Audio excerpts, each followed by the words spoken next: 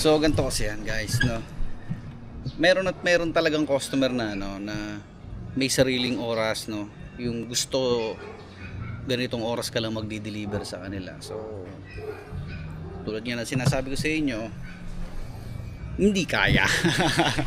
Hindi namin kaya mag-commit sa oras na gusto nyo. Mahirap kasi iba-iba yung sitwasyon lagi. SPX delivery, Jeffrey. Kay Jeffrey 57.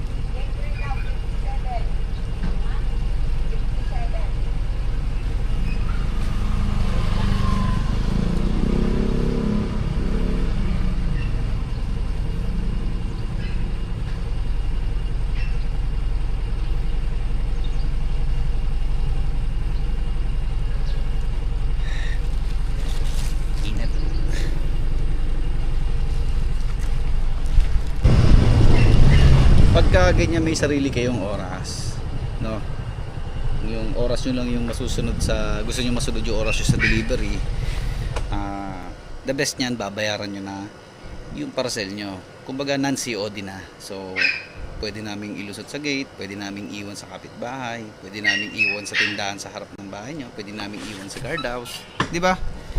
Para masunod natin yung oras na gusto mo. Kasi mahirap gawa ng syempre sinosort namin to para sunod-sunod yung delivery, di ba? Tulad nito, ayan, sunod-sunod yung mga bahay na dideliveran ko.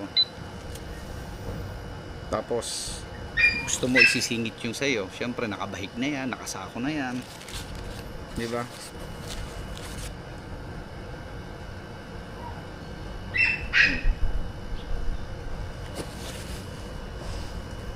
Yan, shoot ko muna to sa gate, bayad na to kasi ganito guys, no. Oo, naiintindihan ko yung rason mo kung bakit gantong oras mo lang pwede mag-receive ng parcel, o kung bakit may specific kang oras ng pagre-receive mo ng parcel. Walang problema doon, naiintindihan ko.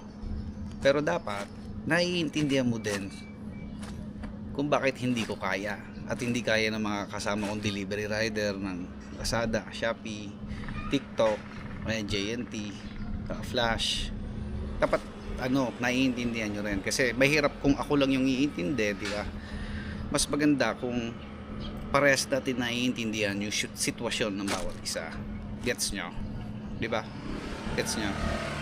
Kasi kung kunyari ikaw lang nakakaintindi, ako hindi ako nakakaintindi, walang mangyayaring maayos. Kumbaga yung sitwasyon hindi maayos.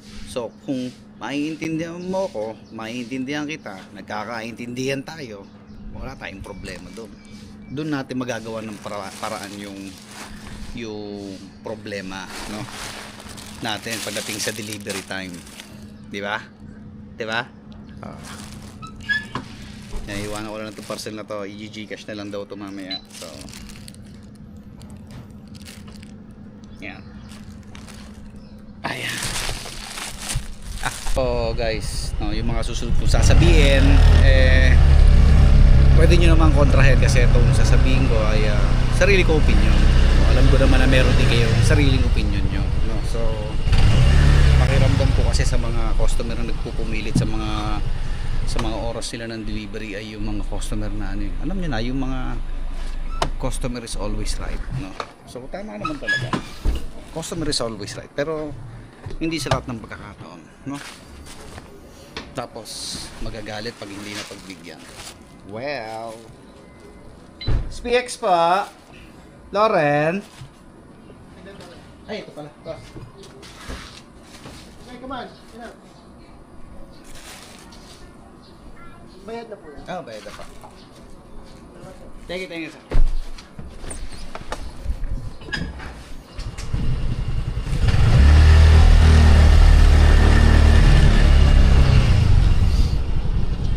So yun nga, tulad nga nung sinasabi ko,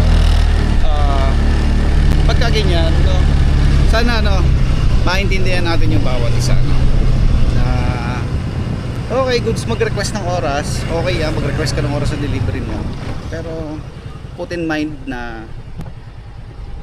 hindi basta-basta mapagbibigyan yan, no?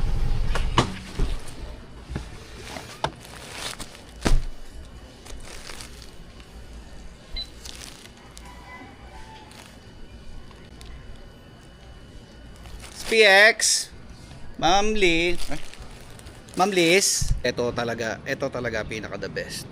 Your number cannot be completed as dialed. Please check the number and dial again.